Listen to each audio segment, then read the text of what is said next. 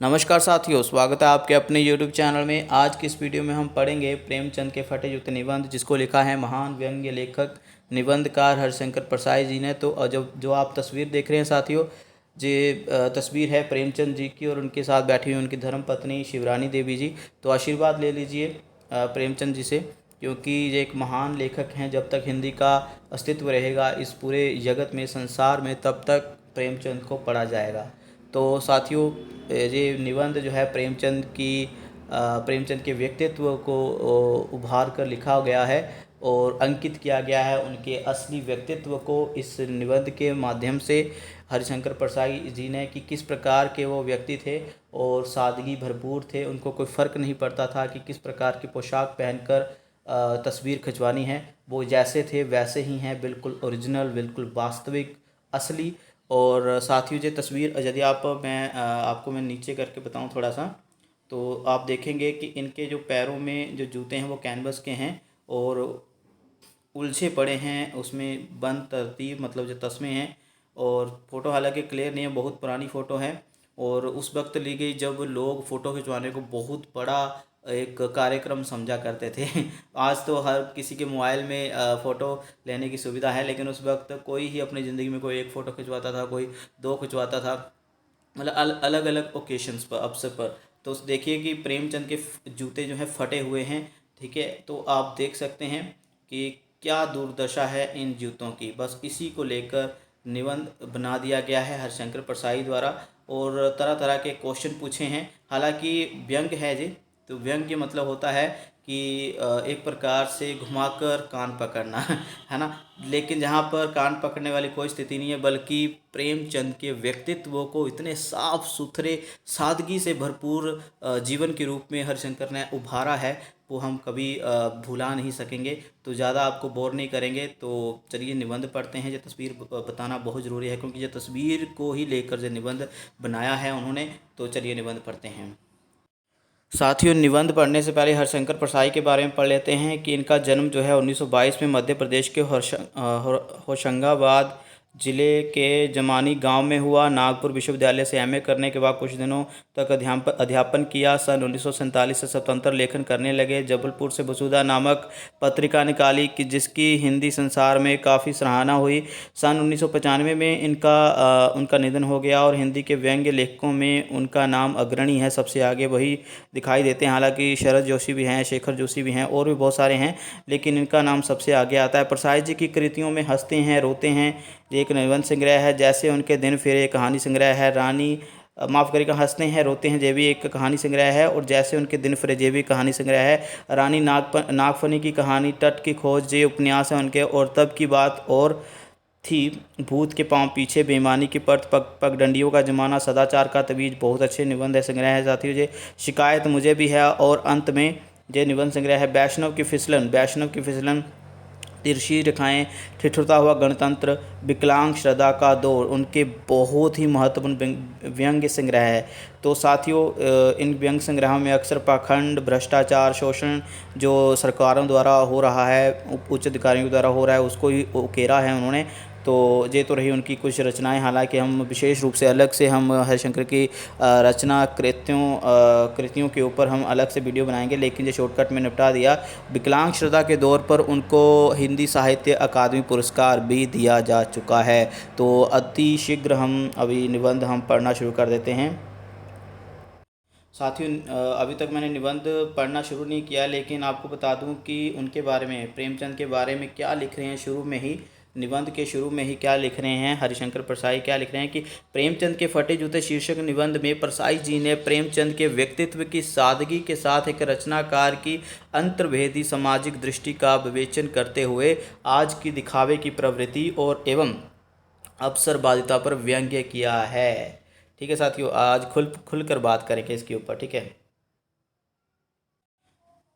तो साथियों, मैं अभी पढ़ने जा रहा हूँ निबंध प्रेमचंद के फटे जूते। शुरू करते हैं इसको। प्रेमचंद का एक चित्र मेरे सामने है। जैसे कि मैंने पहले ही आपको बताया, वो चित्र, उसी के आधार पर जो निबंध संग्रह रचा था। हालांकि निबंध संग्रह में और भी बहुत सारे निबंध हैं, लेकिन ये मुख्य रूप से एक निबंध है। तो इसको पढ़ते हैं। प्रेमचंद का एक चित्र मेरे सामने है।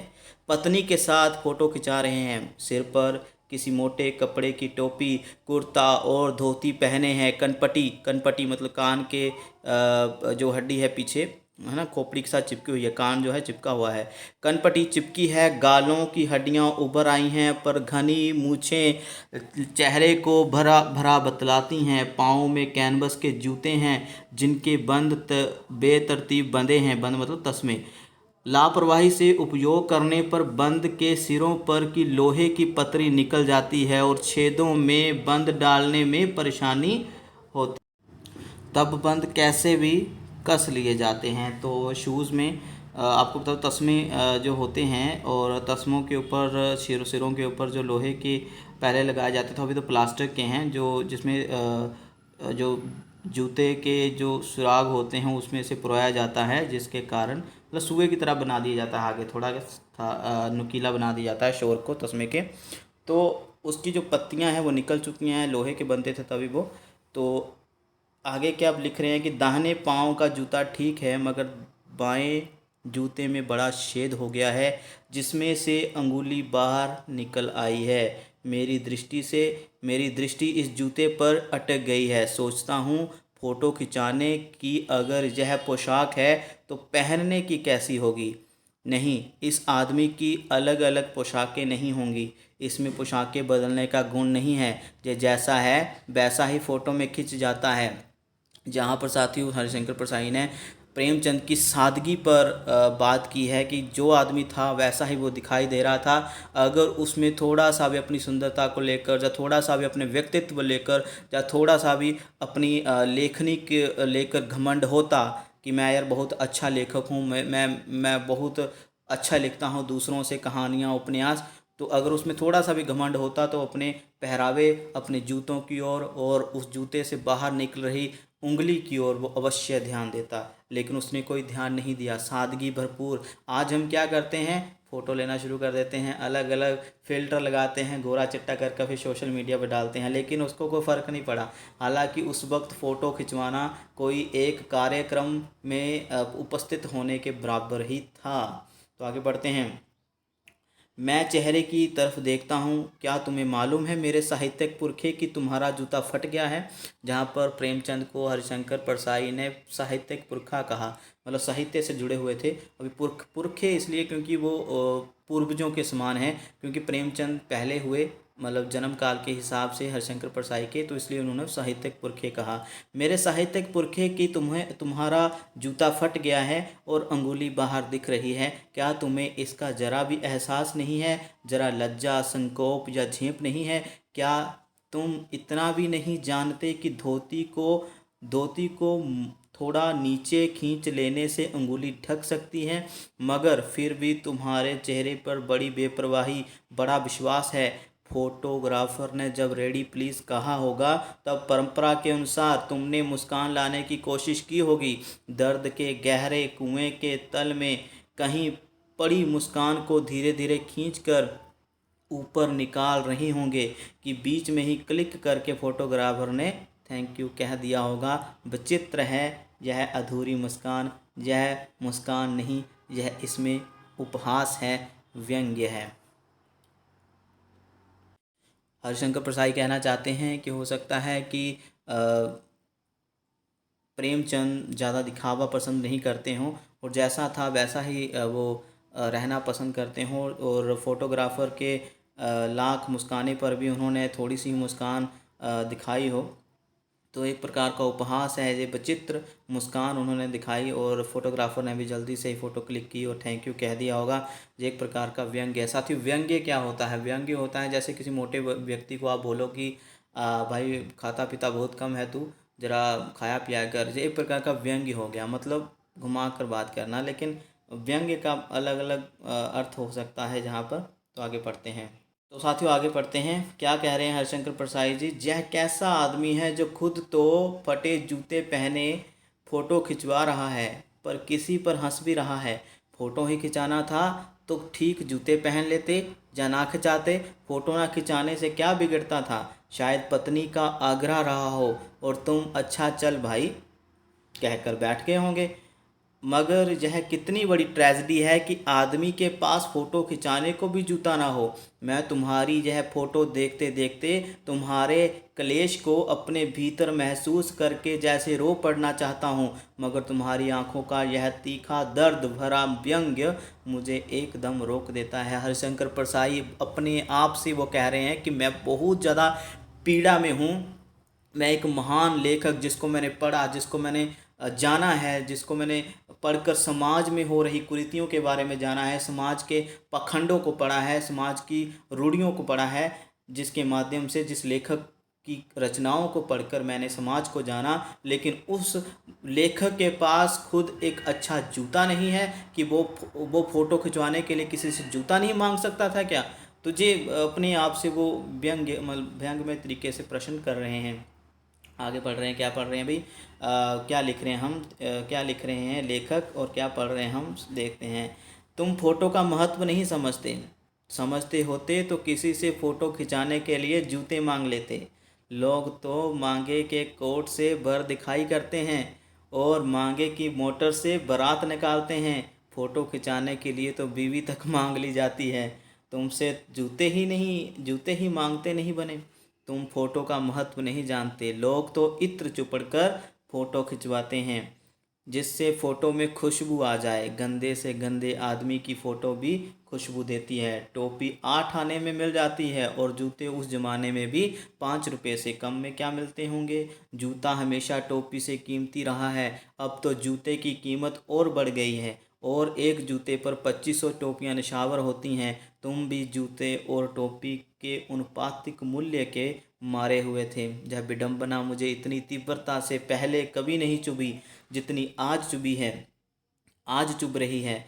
तब जब मैं तुम्हारा फटा जूता देख रहा हूँ। तुम महान कथाकार, उपन्यास सम्राट, युग प्रवर्तक, जाने क्या क्या कहलाते थे, मगर फोटो में भी तुम्हारा जूता फटा हुआ है। साथियों, हम निबंध के अंतिम पड़ाव पर पहुंच चुके हैं, ज़्यादा लंबा नहीं खींचेंगे।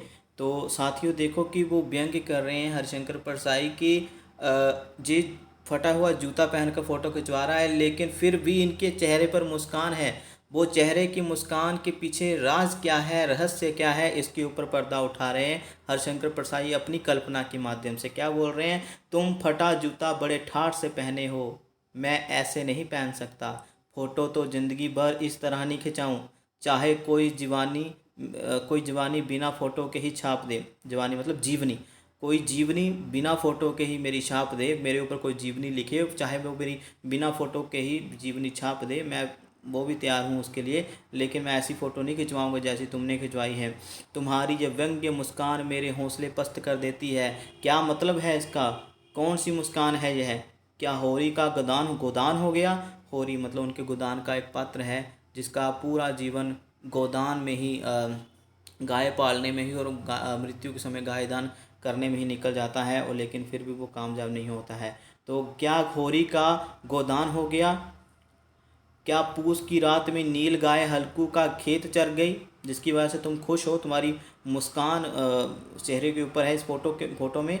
क्या सुजान भगत का लड़का मर गया? क्या डॉक्टर क्लब छोड़कर नहीं आ सकते? नहीं, मुझे लगता है माधो, जो कफन कहानी का एक पात्र है, नहीं मुझे लगता है माधो औरत के कफन के चंदे की शराब पी गया। ये सारी समस्याएं उनकी कहानियों में दिखाई गई है। ऐसा लगता है कि इन समस्याओं को देखकर ही तुम्हारे चेहरे पर मुस्कान है। वही मुस्कान मालूम होती है। मैं तुम्हारा जूता फिर देखता हूँ कैसे फट गया। यह मेरी जनता के लेखक क्या बहुत चक्कर काटते रहे? क्या बनिए के तगादे से बचने के लिए मील दो मील का चक्कर लगाकर घर घर लौटते रहे? मतलब हो सकता है बनिए के पास इनका बहुत ज़्यादा उधार हो और उस गली से ना निकलते हो जिस गली में बनिए की दुकान हो, और हो सकता है कि उनसे पीठ चुरा कर जब उनसे अलग से गली में निकल कर जाते हो, तभी जो उस भाग दौड़ में अपने घर जाते हुए जे जूता घिस गया है। ठीक है, आगे से, चक्कर लगाने से जूता फटता नहीं, घिस जाता है। कुंभन दास का जूता भी फतेहपुर सीकरी आने जाने में घिस गया था। उसे बड़ा पछतावा हुआ। उसने कहा, आवत जात पनहिया घिस गई, बिसर गयो हरिनाम। तो कुंभन दास जो कि एक अष्टशाप कवि हैं, उसकी भी यहाँ पर उदाहरण दी गई है।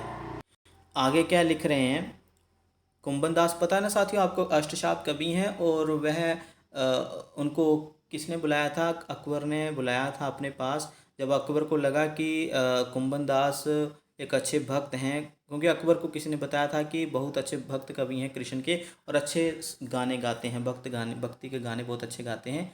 तो अकबर ने अपने पास बुलाया था कुंभन दास को, लेकिन जब कुंभन दास को ले जाया गया सिपाहियों के द्वारा अकबर के पास, तो अकबर को कुंभन दास ने ही बहुत खरी खोटी सुनाई। उन्होंने कहा कि मेरा जूता घिस गया है जहाँ आते आते। तो वही बात जहाँ पर प्रेमचंद जो है सुना रहे हैं, मतलब प्रेमचंद नहीं, मतलब हरिशंकर परसाई कुंभन दास के माध्यम से व्यंग्य लेख में लिख रहे हैं। तो आगे, और ऐसे बुलाकर देने वालों के लिए क्या कहा था, जिनके देखे दुख उपजत हैं तिनको करबो परे सलाम। चलने से जूता घिसता है फटता नहीं, तुम्हारा जूता कैसे फट गया।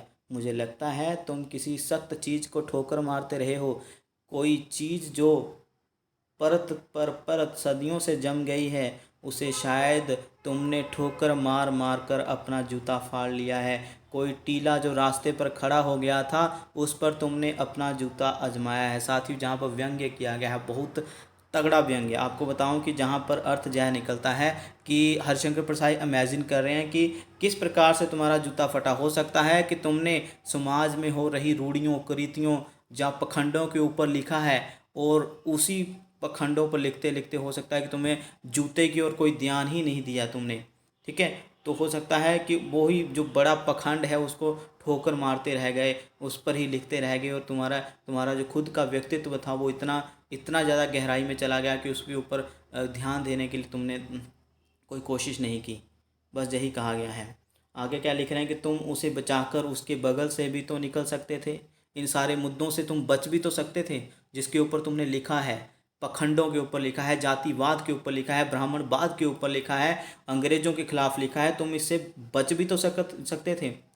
इतना भी क्या व्यस्त हो जाना अपने लिखने में कि तो अपना आप ही भूल गए। ये सब व्यंग्य के माध्यम से समझा रहे हैं, यही तो है।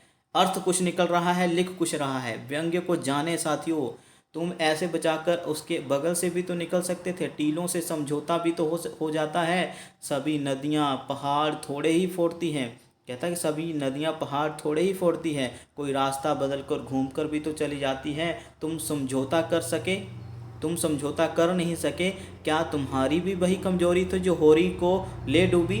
वही नेम धर्म वाली कमजोरी, नेम धर्म उसकी भी जंजीर थी, नेम धर्म मतलब ईमानदारी, ईमानदारी उसकी भी जंजीर थी। मगर तुम जिस तरह मुस्करा रहे हो, उससे लगता है कि शायद नेम धर्म तुम्हारा बंधन नहीं था, तुम्हारी मुक्ति थी। तुम्हारी यह पाँव की उंगली मुझे संकेत करती सी लगती है, जिसे तुम घृणित समझते हो, उसकी तरफ हाथ की नहीं पाँव की उंगली से इशारा करते हो। तुम क्या उसकी तरफ इशारा कर रहे हो जिसे ठोकर मारते मारते तुमने जूता फाड़ लिया। मैं समझता हूँ, तुम्हारी उंगली का इशारा भी समझता हूँ, और यह व्यंग्य मुस्कान भी समझता हूँ। तुम मुझ पर या हम सभी पर हंस रहे हो, उन पर उंगली छिपाए और तलवा घिसाए चल रहे हैं, उन पर जो टीले को बरकरार बाजू से निकल रहे हैं। तुम कह रहे हो मैंने तो ठोकर मार मार कर जूता फाड़ लिया, उंगली बाहर निकल आई पर पाँव बच रहा और मैं चलता रहा, मगर तुम उंगली को ढकने की चिंता में तलवे का नाश कर रहे हो। तुम चलोगे कैसे। मैं समझता हूँ, मैं तुम्हारे फटे जूते की बात समझता हूँ, उंगली का इशारा समझता हूँ, तुम्हारी व्यंग्य मुस्कान समझता हूँ। तो साथियों, ये रहा व्यंग्य एक प्रकार का जो लिखा है हरिशंकर परसाई ने। किस प्रकार से थोड़े से ताने भी मारे हैं, और हरिशंकर परसाई ने प्रेमचंद की सादगी को भी यहाँ पर उभारा है बहुत अच्छे तरीके से। और भी बहुत कुछ लिखा है, जहाँ पर कुछ मैंने नहीं भी बताया आपको। हरिशंकर प्रसाई ने अपने बारे में लिखा है कि मैं ऐसे जूता पहन कर फ़ोटो नहीं खिंचवा सकता हूँ। मैं अगर मेरे जूता है मेरे पास, वो फटा हुआ है वो भी, लेकिन वो नीचे से फटा हुआ है, सामने से नहीं फटा हुआ है। मैं अपने दुख दर्द जो है छुपा लेता हूँ, मतलब अपने आप को ज़्यादा मैं सुंदर, अपने आप को अच्छा व्यक्तित्व मैं बताने की चेष्टा करता हूँ। मेरा जूता नीचे से फटा हुआ है, लेकिन तुम्हारा जूता ऊपर से फटा हुआ है। ये जूता तुम्हारा जो है इससे उंगलियां बाहर निकल रही हैं, लेकिन मेरा जूता नीचे से फटा हुआ है, वो तलवा घिस रहा है, उससे मेरा अंगूठा जो है छिल रहा है। तो बहुत सारी बातें अपने बारे में कही हैं उन्होंने, लेकिन वो सब हम नहीं पढ़ेंगे। प्रेमचंद के बारे में जो जो कहा है, और जिस ओर जो उंगली इशारा कर रही है, उंगली किस ओर इशारा कर रही है? सादगी की ओर, कि भाई मैं अच्छा लिखने की ओर ध्यान दूंगा, मुझे फ़ोटो खिंचवाने के कोई फ़र्क नहीं पड़ता है। कोई मेरी एक फ़ोटो से मेरे अंदर क्या चल रहा है, मैं किस तरह का व्यक्ति हूँ, कोई अंदाज़ा नहीं लगा पाएगा। बस यही इस निबंध का अर्थ है, यही इस निबंध के माध्यम से लेखक कहना चाहता है। और भी बहुत कुछ था इस लेख में, लेकिन मैं चाहता हूँ कि इतना ही काफ़ी है। तो मिलते हैं किसी अगली वीडियो में। ये आशीर्वाद जो आप ज़रूर ले लीजिएगा, प्रेमचंद जैसे महान लेखक को पढ़कर, इनके बारे में पढ़कर। तो साथियों, आपको बता दूं कि एक बिस्मिल्लाह खां भी हैं, 10वीं के CBSE 10वीं के एक पाठ में बिस्मिल्लाह खां का नौबत खां में इबादत, ये एक लेख लगा हुआ है 10वीं कोर्स A CBSE हिंदी में। तो साथ ही उसमें भी बिस्मिल्लाह खां की सादगी बताई गई है। तो ये देख लीजिए, दोनों ही निबंध संग्रह एक जैसे ही हैं। मतलब वो एक लेख है, जो एक निबंध संग्रह है, इसमें भी एक लेख है प्रेमचंद के फटे जूते के नाम से। तो बिस्मिल्लाह खां जिस प्रकार से सादगी से भरपूर थे, उसी प्रकार प्रेमचंद भी हैं। और दोनों ही महान हैं, दोनों ही अपनी अपनी फील्ड के धुरंधर लोग हैं। और इनको हमें जानना चाहिए इसके बारे में, और पढ़ना चाहिए, प्रेमचंद के उपन्यासों को पढ़ना चाहिए, तभी आप हिंदी जगत को जान पाएंगे। तो आज की इस वीडियो में इतना ही, और भी बहुत कुछ लाएंगे। आप ETT सेकंड पेपर की तैयारी कर रहे हैं, मास्टर कैडर की तैयारी करते, जुड़े रहिए इस चैनल के साथ। मिलते हैं अगली वीडियो में। धन्यवाद। सुरक्षित रहें, घर पर रहें।